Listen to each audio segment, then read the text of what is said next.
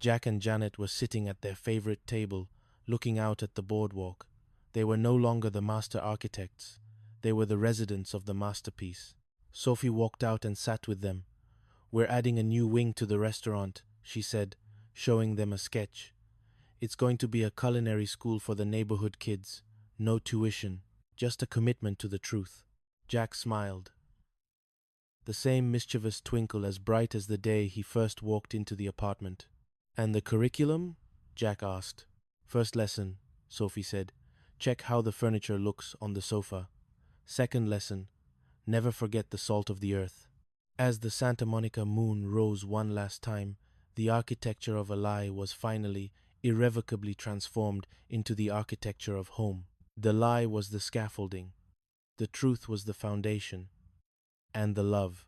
Well, the love was the only thing that kept the roof from falling in. And in apartment 201, the door was always open, the kisses were always real, and company was the only thing that made the house a home. Chapter 41. The Calabria Connection. The plane touched down in Lamezia Terme, and Sophie felt the weight of history in the warm, humid air of Calabria. Victor, his camera bag slung over his shoulder, looked out at the rolling hills covered in olive groves and citrus trees.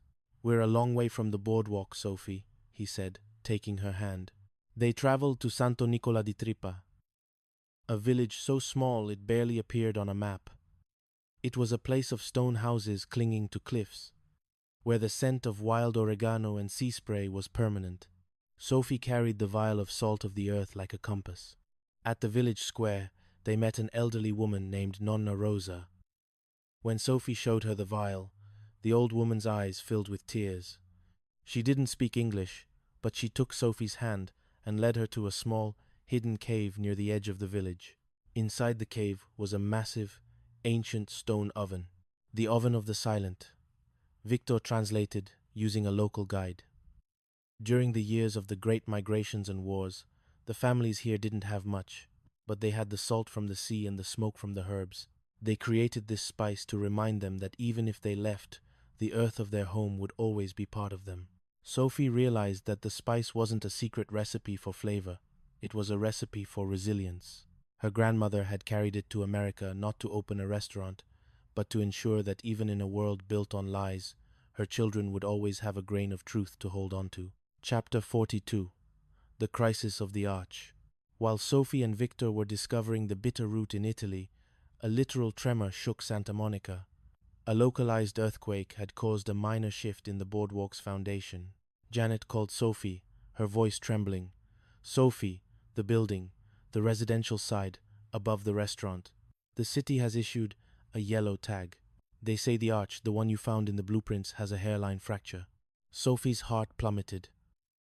If the arch was compromised, Eleanor Prynne would have the legal grounds she needed to declare the entire structure unsafe and push for total demolition.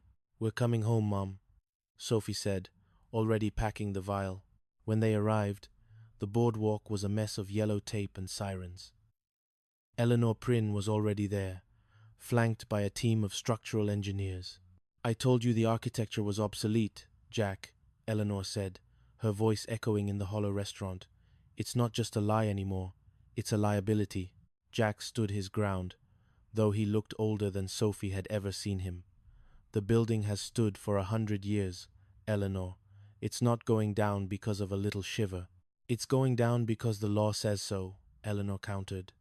"You have 48 hours to prove it can be repaired, or the wrecking ball arrives on Monday." Chapter 43. The Reunion of Three. The Trippa household was in a state of quiet desperation. They needed a miracle, or at least a level of expertise that went beyond modern engineering. A knock came on the door of apartment 201. Not a frantic knock, but a rhythmic, familiar one. Sophie opened the door. "Mom?" Sophie whispered. Cindy Snow stepped into the apartment. She wasn't alone. Behind her was Mike, but more importantly, she was carrying a stack of old, weathered blueprints, the original hand-drawn plans by Arthur Prynne and Professor Beaumont. "I heard the boardwalk was shaking," Cindy said, hugging Sophie and then turning to Jack and Janet, "and I realized I still have the keys to the truth." That night, the original trio sat around the heavy oak table. They looked at the plans.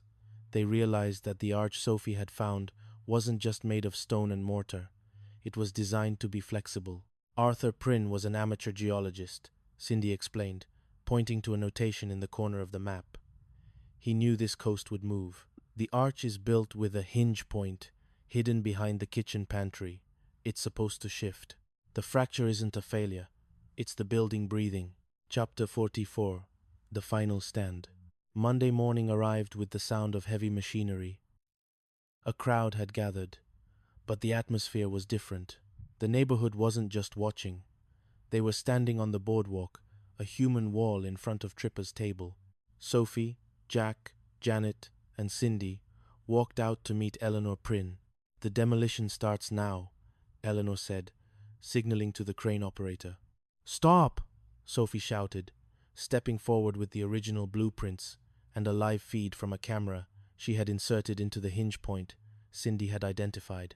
She showed the city council and the engineers that the fracture was actually an expansion joint that had functioned exactly as Arthur Prynne intended. The building was more secure than the modern luxury malls Eleanor wanted to build. "Your father didn't just build a building, Eleanor," Jack said, his voice regaining its strength. "He built a promise, and that promise still holds."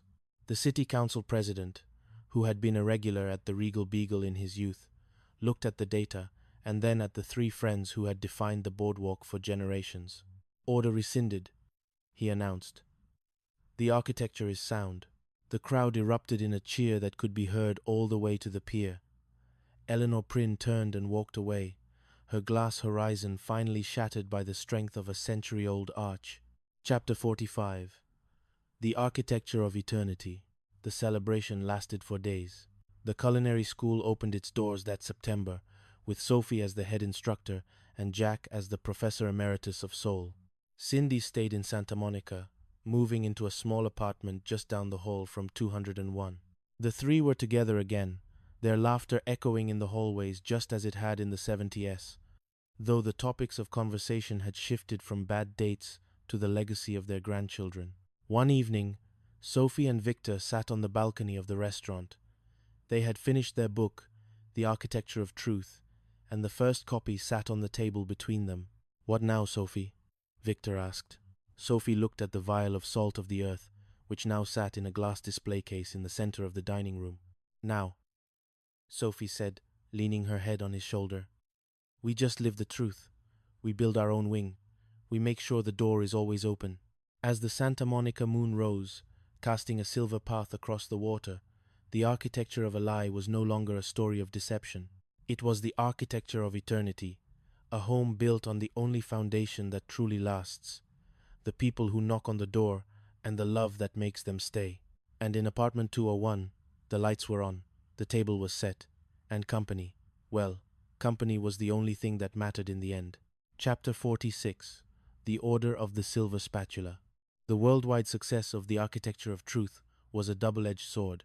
While it brought pilgrims to the boardwalk, it also caught the eye of a shadow organization known as the Order of the Silver Spatula. This group, a cabal of the world's most powerful and secretive gourmands, had spent centuries collecting lost flavors and culinary relics. One evening, a man with a silver cane and a monotone voice entered Tripper's table. He didn't order from the menu. He simply pointed to the display case holding the salt of the earth. "That vial doesn't belong in a glass box, Sophie Tripper," the man said. "It belongs to history, and history is a very demanding landlord." The man, who introduced himself as Count Valerius, claimed that the spice was part of a larger set of elemental salts used by Renaissance kings to keep their kingdoms in balance. He offered Sophie a blank check for the vial. "My family's resilience isn't for sale, Count," Sophie replied firmly. Valerius smiled, a thin, mirthless expression. "The architecture of truth is a beautiful concept, but you forget one thing. The truth can be stolen as easily as a lie." Chapter 47. The Midnight Intruder. The threat wasn't empty. 2 nights later, the silent alarms in the restaurant were triggered. Sophie, who was staying in the apartment above with Victor, rushed down with a heavy rolling pin. They found the display case shattered, but the vial was gone.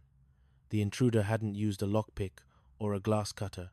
They had used a high-powered sonic device that had turned the reinforced glass into dust. "They're professionals, Victor," Sophie whispered, looking at the empty pedestal. But Victor noticed something. On the floor, among the glass shards, was a single, small, silver bead, the head of Count Valerius's cane. He didn't just take the spice, Victor realized. He left a calling card. He wants us to follow him. The quest led them to a hidden estate in the hills above Malibu, a fortress of steel and glass that stood in stark contrast to the wooden warmth of the boardwalk. This was the glass horizon that Eleanor Prynne had dreamed of, but far more sinister.